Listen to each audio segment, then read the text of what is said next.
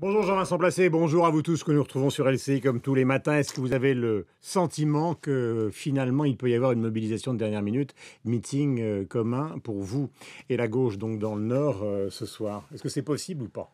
Je l'espère parce que le sujet est d'importance. On voit l'importance de l'Europe aujourd'hui sur l'ensemble des politiques, par exemple sur les politiques écologiques. Il est de bon ton aujourd'hui et même un art assez facile de critiquer l'Europe.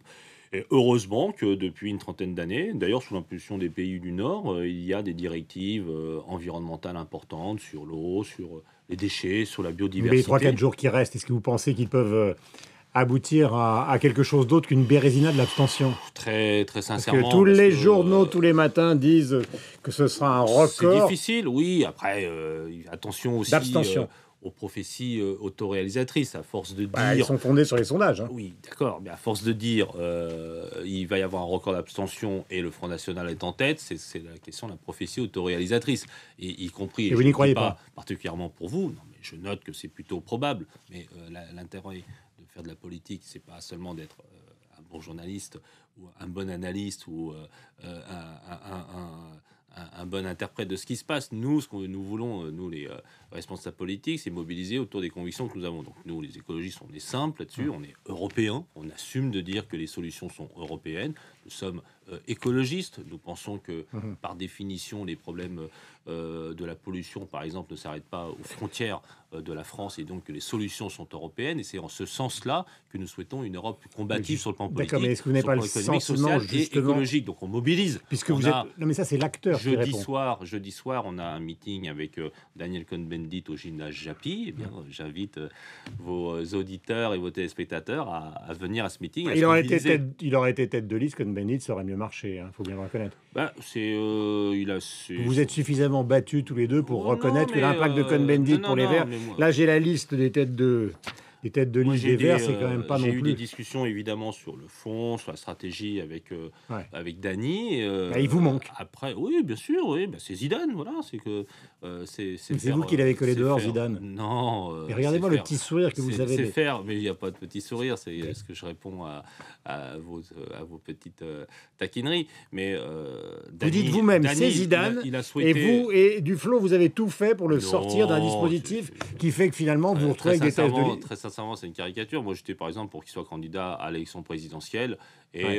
je crois que lui est plutôt pour participer aux élections européennes. Mm. Et peut-être a-t-il hésité cette fois-ci. Pour plein de raisons, y compris personnelles, il a préféré arrêter. Il va faire un documentaire sur la Coupe du Monde de foot, Mais qui est soyons clairs, une il autre vous de ses manque. passions. Ah, moi, j'ai toujours dit, c'est quand même aujourd'hui, d'une part, un mythe politique. C'est l'histoire de 68. C'est une notoriété énorme. Et puis, c'est quelqu'un sur les Mais questions alors, pardonnez-moi, mais européennes, pourquoi vous êtes de comporté comme liberté. dans un film de Tarantino, c'est-à-dire vous lui avez collé une balle dans Non, la mais tête? pas du tout. Dans un Arrêtez, non, parti. pas du tout, mais vous savez bien que c'est vrai quand Non, même. mais Guillaume Durand, moi, je veux bien qu'on parle de nos relations avec Daniel Cohn-Bendit ce Non, mais je matin. parle Je du pense point de qu'il y vue a une autre politique, moi. actualité. On n'a pas forcément les mêmes visions de ce qu'est un parti politique. Et lui, par ailleurs, mais c'est un vrai débat, il pensait que, comme en Allemagne, on pouvait faire plutôt des accords de temps en temps avec la CDU ou de temps en temps avec le SPD. Voilà, c'était une orientation politique. C'est comme à un moment, il y a eu des discussions avec Mitterrand qui était pour l'union de la gauche et Michel Rocard qui était pour Donc c'était un l'ouverture aux différent centristes. politique qui Bien vous a opposé. sûr, bien sûr. Et moi, alors là, Question. je vais même vous dire, c'est même pas du respect, j'ai de l'admiration pour l'Européen qui est Daniel Cohn-Bendit. Mais ce matin, il vous manque, quoi. Oui, Il mais serait je viens candidat, de vous le peut-être que... dire, Voilà. je viens Non, de vous ok. le dire, je peux pas être plus clair. Est-ce que vous Donc considérez... faire un match de foot sans Zidane, effectivement, c'est pour les Européennes, c'est faire une campagne électorale sans Cohn-Bendit, c'est un handicap, bien sûr. Vous qui avez dit que vous étiez déçu par les 2 premières années donc, de la gouvernance de Oui. François Hollande, est-ce que vous considérez qu'il est quand même responsable, puisque finalement c'est un peu le maître d'école dans un pays dont nous serions la classe, comme tous les présidents, est-ce qu'il est responsable, si vous voulez, du fait qu'aujourd'hui, un, les Européennes ne motivent pas, et deux, que le Front National va s'envoler? Si on Non, en croit, entre guillemets, les sondages. les responsabilités sont plus vastes que celles du président. Je sais qu'on est dans un pays. Bah, regardez, Giscard, les Français étaient... C'était la faute du roi, puis la faute de l'empereur, et Mais- maintenant c'est la faute du président pour tout. Moi, Mais je suis donne pas- deux exemples, et après je vous laisse continuer. Giscard, les Français étaient europhiles. Vous aussi, vous êtes Mais- en forme, Non, Guillaume non, Durand. c'est toujours moi. Mitterrand, les Français il les a rattrapés avec Maastricht en 92. Ils ont fini par devenir europhiles. Et à partir de Chirac, ça a commencé à se dégrader. Et maintenant, plus personne n'y croit.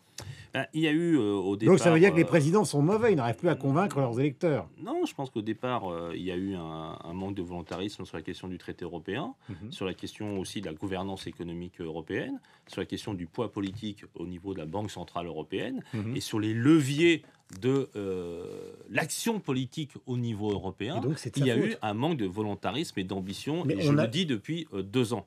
Là, aujourd'hui, je pense qu'il faut qu'il se lance, le président de la République, dans 3 réformes. Déjà, celle des collectivités territoriales. Enfin, moi, c'est celle que je propose depuis 10 ans, donc je ne vais pas faire la fine bouche sur la fusion des régions. Sur la question, à un moment, il en avait parlé, la simplification administrative. Moi, j'appelle ça la réforme de l'État et la déconcentration, notamment de l'administration centrale. Et puis, je le dis aussi, mettre un peu en compétitivité, non pas seulement nos entreprises, mais nos fonctionnaires de Bercy, ça leur fera du bien. Et effectivement, au niveau européen, ce volontarisme vers la possibilité de peser davantage auprès de Mme Merkel, dont on voit bien aujourd'hui que c'est elle qui anime c'est eux les patrons maintenant. La doxa économique. C'est eux les patrons. Oui, trop. Et je ne suis pas du tout germanophobe, bien au contraire. Mais je le dis, aujourd'hui, il faut un rééquilibrage du couple franco-allemand au sein de l'Union européenne. Petite incidente, et je reviens à cette logique de démonstration qui est la vôtre. Sur les régions, est-ce que vous êtes d'accord avec Ségolène Royal, fusion Pays de Loire, par exemple, Poitou-Charentes, elle qui est ministre de l'écologie? Je suis durement fâché avec mes amis, parce que mes amis veulent, et moi aussi, donc, parce que je suis d'accord avec mes amis, la Bretagne a 5 départements. Ouais. Alors, si on rentre peut-être un peu dans le détail, aujourd'hui, je crois que la volonté du pouvoir est de fusionner les régions telles quelles. C'est-à-dire de ne pas couper des régions. Mais par exemple, nous pensons, les écologistes, qu'il faut quand même des régions qui puissent être utiles au niveau européen et aussi au niveau de la proximité, mais qui correspondent à des bassins de vie et à des histoires, à des cultures. Et donc, la question de la Bretagne, il y a 5 départements, est un sujet très important pour nous. Et dans cette fusion qui va venir, non. Donc, elle a raison, elle a tort. C'est pas une question de raison ou tort. Je comprends qu'étant président de Poitou-Charentes, elle est intéressée à travailler avec Nantes, avec Angers. Mais moi, je pense que ça devrait plutôt aller vers la Bretagne. En revanche, Poitou-Charentes, pour le coup, si on coupait Poitou-Charentes... Donc vous préfériez finalement Nantes avec Rennes que... Moi, je suis pour le maillage fin, justement, qui respecte les histoires. Et je vais vous dire, parce que j'aime beaucoup ce sujet-là sur lequel je travaille depuis une dizaine d'années. Moi, je ferais Charente et Charente-Maritime vers l'Aquitaine, c'est-à-dire une cohésion de la façade maritime atlantique, Bordeaux, La Rochelle. Et puis vous laissez la Bretagne. Et Pays de la Loire, Loire-Atlantique et Angers. La Baule, Nantes. Loire-Atlantique et Angers vers la Bretagne. Et hop, région centre, le reste du Pays de la Loire, c'est peut-être un peu compliqué.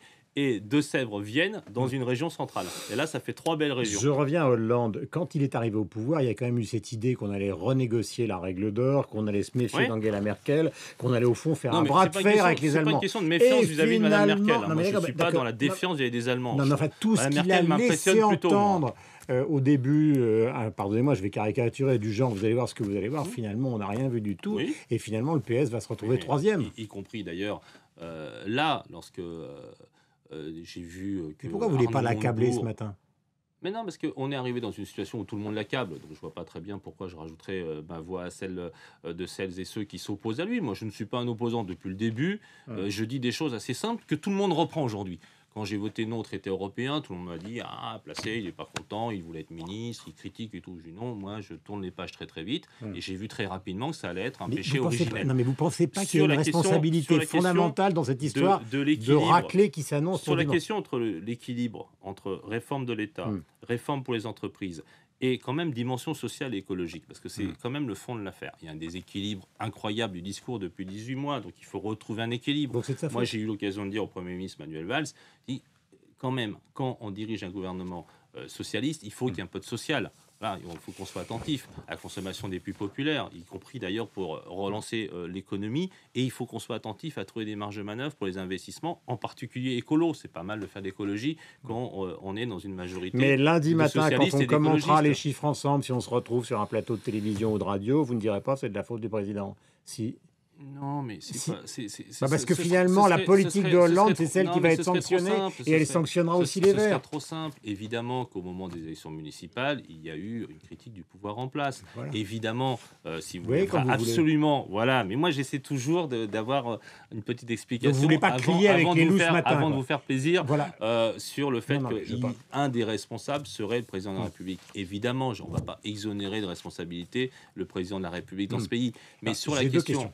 question européenne, c'est que plus général que ça. C'est le climat, c'est aussi l'ensemble des responsables politiques qui dirigent depuis 30 ans, qui se défaussent sur l'Europe. Enfin, tout cela est bien facile. Il y a beaucoup de critiques à faire à l'Europe, comme au président de la République, mais je crois qu'aujourd'hui, le problème des responsables, c'est d'essayer d'apporter plutôt des solutions. Et c'est en ce sens-là Pourquoi vous qu'aujourd'hui, n'arrivez pas à là où je contrer suis les arguments de Marine Le Pen chez les Français? Pourquoi? Est-ce que finalement, elle n'a pas... Fondamentalement, je vais vous le dire, c'est que depuis 84, depuis la fameuse parenthèse de la rigueur, c'était un mot de Lionel Jospin lorsqu'il y avait eu la première inflexion politique après le gouvernement Mauroy, peu ou prou, on s'est mis de Maastricht au TSCG un peu dans des clous d'une politique qui se ressemble, où à un moment, à chaque fois, on fait la même histoire, d'ailleurs due à l'élection présidentielle au suffrage universel, où pendant 6 mois, on fait l'homme providentiel, le programme qui va tout résoudre, qui ensuite, au bout de 6 mois, se transforme en à peu près la même politique. Nous, on n'a pas renégocié le traité européen. Jacques Chirac avait fait la fracture sociale. Il a tout de suite viré Madelin et puis il n'a pas travaillé avec Séguin. Enfin, moi, j'ai une petite culture politique, donc je me souviens de tout ça. Et sans que les Françaises et les Français suivent donc ça de très près. Donc c'est une longue dégradation oui, qui aboutit... Et puis, très sincèrement, avec aussi un vrai discours qu'on doit avoir sur la situation d'un pays comme la France, de 65 millions d'habitants, dans le monde d'aujourd'hui, où nous n'avons plus la puissance coloniale, où nous n'avons plus l'armée post-impériale, et où, n'ayant pas fait l'effort de travail sur la recherche, innovation et éducation, on est un peu à la traîne. Et qu'on essaye de redire le coût du travail, mais la réalité, c'est sur l'innovation et sur la combativité et la volonté que notre peuple doit se retrouver.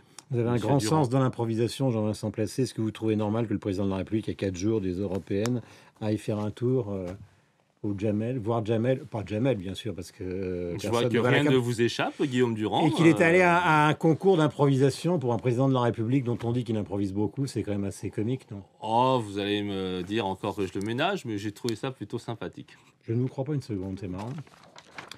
Merci. C'était votre question et c'est donc ma réponse, Guillaume Durand. Merci Jean-Vincent Placé, passez la meilleure journée possible. Merci.